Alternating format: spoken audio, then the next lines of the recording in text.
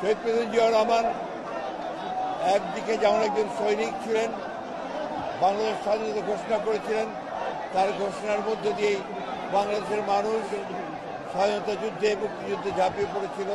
ঠিক একইভাবে 1975 সালে সিপাহী জনতার বিপ্লবের মধ্য দিয়ে তিনি যখন রাষ্ট্র পরিচালনার দায়িত্বে এসেছিলেন, তিনি বাংলাদেশকে একটি আধুনিক সমৃদ্ধ বাংলাদেশ নির্মাণের জন্য অতি অল্প সময়ের মধ্যে সমস্ত ক্ষেত্রগুলোকে নতুন সংস্কার করে তিনি দাঁড়িয়ে কাজ শুরু করেছিলেন। এবং তিনি প্রথম বাংলাদেশে যে সংস্কার, অর্থাৎ একদলীয় শাসন ব্যবস্থা থেকে বহুদলীয় শাসন ব্যবস্থাতে নিয়ে আসেন।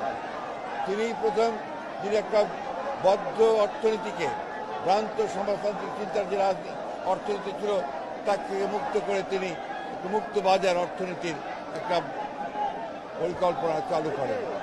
তার সময় অল্প সময়ের মধ্যে কৃষিতে বিপ্লব হয়েছিল।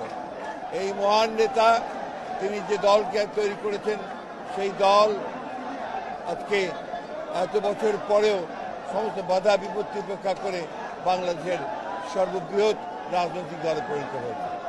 এবং তারই উত্তরসূরি দেশনেত্রী বেগম খালেদা জিয়া তিনি এই দলকে আরও শক্তিশালী করেছেন।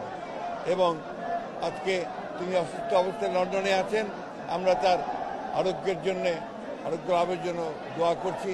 এবং তারই যোগ্য উত্তরসূরি আজকে আমাদের ভারপ্রাপ্ত চেয়ারম্যান, তার সন্তান, তিনি আজকে এই হাসিনা ফ্যাসিবাদ মুক্ত বাংলাদেশের নতুন নেতৃত্ব দিচ্ছেন এবং বাংলাদেশ গণতান্ত্রিক আন্দোলনে তিনি একটা অসাধারণ ভূমিকা।